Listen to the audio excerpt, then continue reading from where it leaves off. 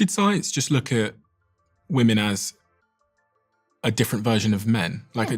did they just look at women as like a... Smaller version of men? Is that how they looked? Yeah, for the most part.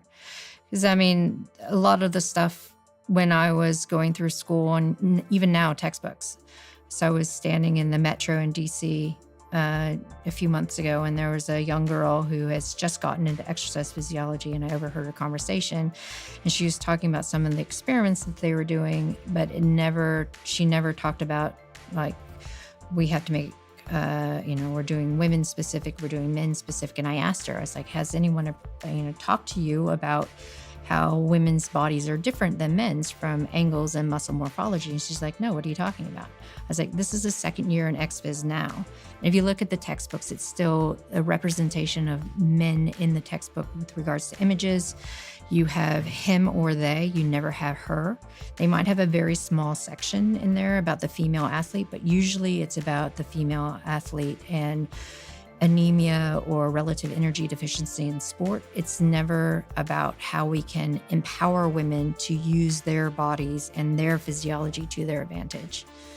And it's almost 2025 now. Is there any element of it of people being too scared to talk about differences in physiology amongst men and women? I don't think so. I mean, I always explain it from historical perspective when we're looking at the history and when we started seeing the modernization of medicine. Prior to the modernization of medicine, it used to be women who were the caretakers. If you're thinking about you get sick, you go and someone has an herbal remedy for you. But when we started medicalizing and becoming more nuanced in the medical education, women were excluded.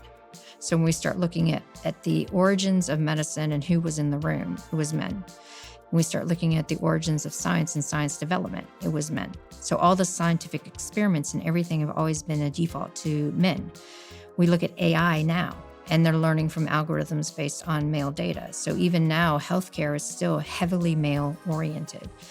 So when we start looking at why women haven't been included or why women have been generalized to male data, it's just been the nature of how things have developed.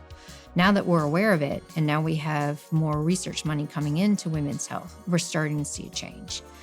And part of the two definitive moments in healthcare research that really invoked this change, one was when we started seeing a lot of incidences with Ambien and the dosage of medicines, where women were getting into a lot of accidents, car accidents, after they'd taken Ambien because it was still in their system the next morning. It's Ambien. It's a sleep aid. Okay. It's a prescription strength sleep aid. So then people are like, whoa, what's going on here? Oh, the dosage for a 180-pound man is the same as a 120-pound woman. And we also know that there's differences in body composition and metabolism. So a 180-pound man can take this dose and be fine in the morning, but a 120-pound woman can't take that same dose and be fine in the morning.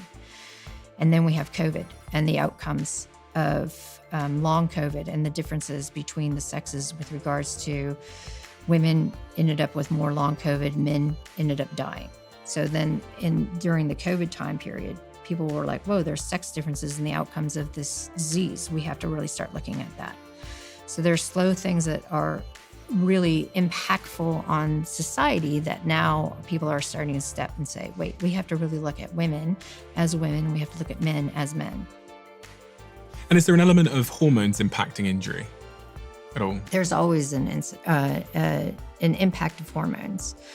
When we're looking at the overlay of hormones and sex hormones, and then the protocols that have been developed, they don't take into account estrogen, progesterone, and to some extent testosterone. So if we're looking at injury and the way that estrogen makes more laxative ligaments, so that means that our ligaments become more lax when estrogen comes up, which is why people assume that around ovulation is when people will have more ACL tears. It's not, because we also see that progesterone comes in and can have a different effect on the tendons.